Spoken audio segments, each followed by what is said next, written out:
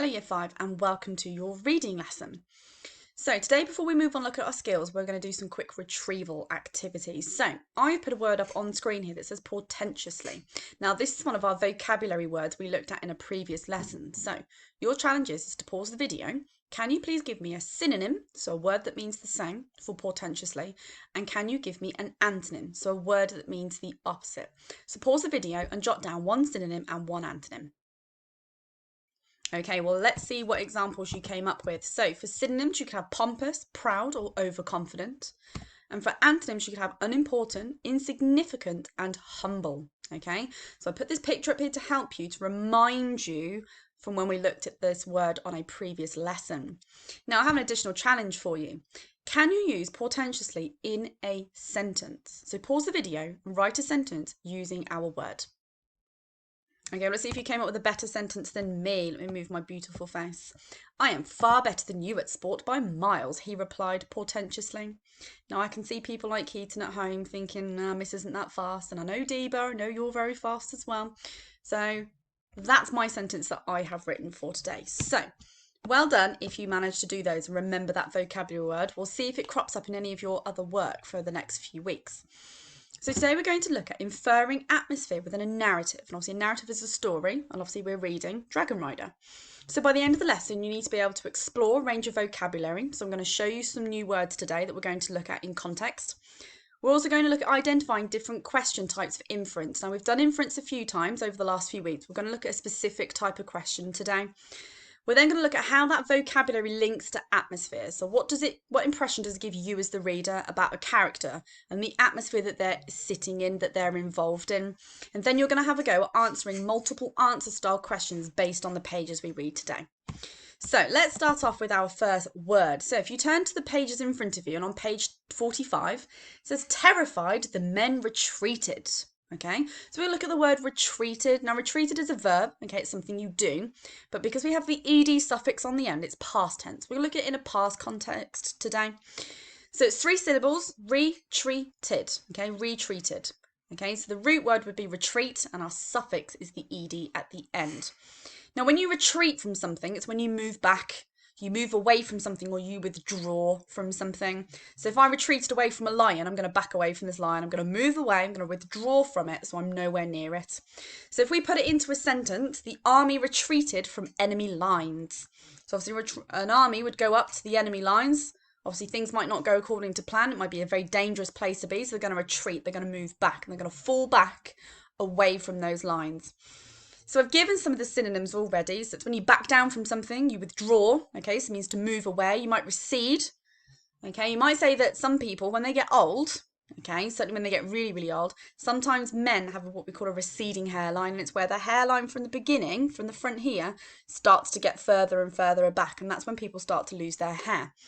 So when we recede, obviously we move backwards, we move away, okay, and you fall backwards. Now the antonyms of that would be to advance or to go forward. So that's when you would move towards something rather than moving away. So that word's going to crop up today, so see if you can spot that one. Then on page 46, there's a sentence, flinched away from the boy distrustfully. Now we can see there's a word in there in distrustfully, which is what we're going to look at today. The root word is trust. So that's a big clue that tells us what it might mean if we distrust someone. So that suffix at the beginning is quite important. So it's a 4-syllable word, distrustfully. Okay, distrustfully. Okay, and it's an adverb because we've got the ly on the end. So I apologise, I've missed that off on that bit there. So it's an adverb. And it means to distrust someone or something. So that's when you don't trust somebody. So for example, Jennifer might have a sandwich in her hand and she says, Jennifer looked at the dog distrustfully. So rather than that sandwich staying safe in the hand, she doesn't trust the dog not to jump up and try and eat it. So to look at something or have an attitude towards something that's of distrust, it means you don't trust someone. You're not confident or believing that they're up to something good. So synonyms, it could be you're cautious. So Jennifer looked at the dog cautiously. Jennifer looked at the dog mistrustfully. So it's anything to do with where you would do the opposite of trusting someone. So if we had the antonyms to distrust someone, that's when you would trust someone, where you're believing. So you believe that they're a good person, you trust them to do good things. So that's going to be the antonym. So we're looking at that word distrustfully today, which means not to trust somebody. Okay, so we'll see if you find out where that crops up in our work today. So at the moment, just to recap the story, obviously Sorrel and Ben have left. As they're leaving the warehouse, they come across humans and they can see the humans with explosives and it looks like they're going to blow up the warehouse. And obviously Fire Drake's been tucked away in that warehouse. So Sorrel has gone and run in to go and save Fire Drake whilst Ben has gone off to try and distract those humans away from where Fire Drake was hiding. So now we're going to see what happens next when the humans potentially either catch up with them or they manage to escape away from the humans. So same as usual, if you want to read it on your own, that's fine, not a problem. If you want to listen along, then you can listen along and follow on your sheets. Fire Drake! Sorrel jumped between his paws and shook him. Wake up! We've got to get out of here! Quick! The dragon sleepily raised his head. What's the matter? Where's the boy? I'll explain later, whispered Sorrel. Quick, through the hatch and into the canal. But Fire Drake pricked up his ears. He rose and went slowly towards the corridor down which Sorrel had run. He heard human voices, 2 deep male voices, and Ben's as well. What do you think they're doing in there? Snapped one of the men. Looks like a runaway to me, said the other man. No, I'm not, cried Ben. Let me go. I haven't done anything, nothing at all. Looking anxious, the dragon stretched his neck further forward. Fire Drake! Sorrel tugged desperately at his tail. Fire Drake, come on, you have to get out of here.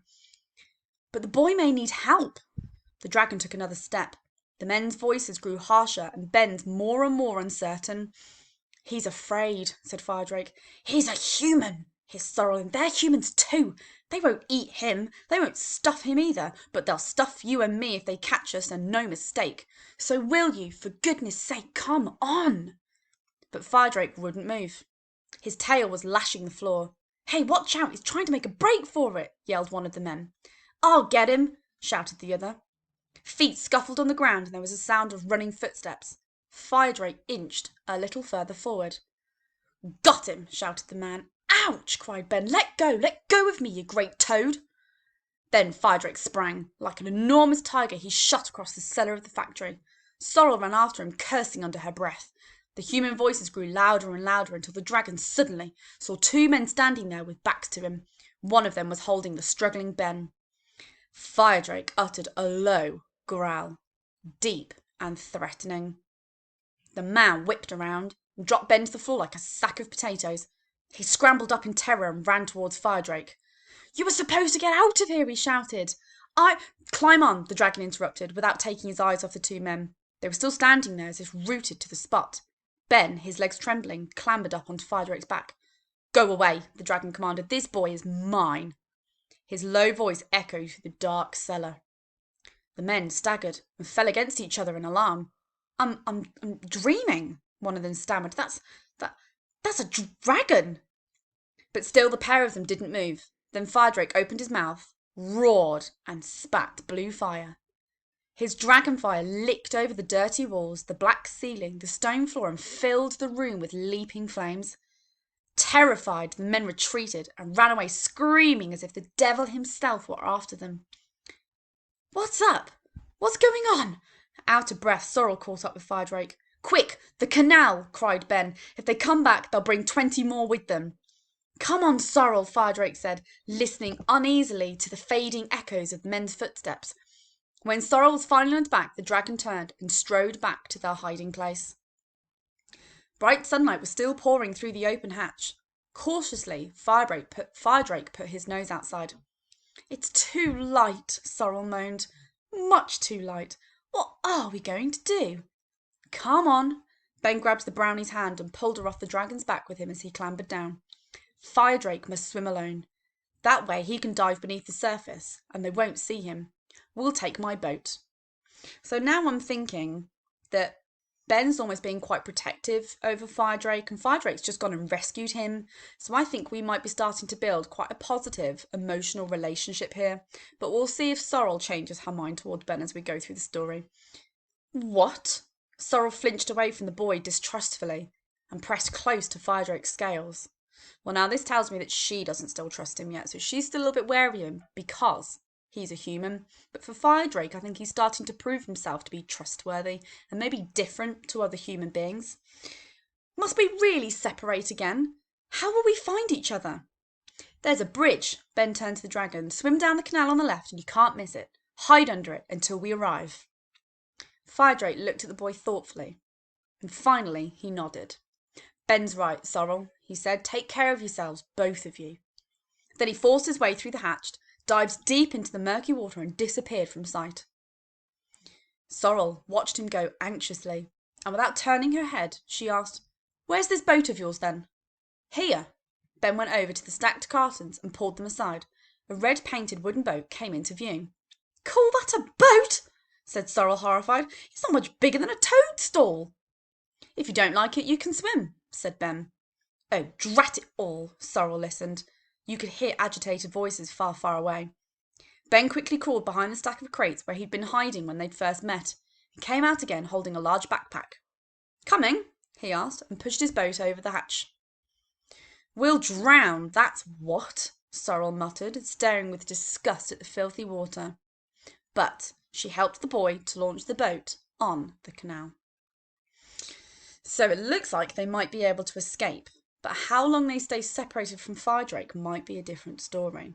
So now we're going to start getting into the journey of our story and hopefully see a blossoming relationship between Ben and Firedrake. I do think Sorrel's going to need more convincing though. She seems a little bit stuck in her ways about humans and she's not a happy brownie. So we're going to leave it for those pages today, and we're now going to have a go at working on some of our questions and we're going to model it. Then you're going to have a go at doing one with me, and then you'll have a go at doing one on your own, and then I'm going to let you do some as work after the video. Okay?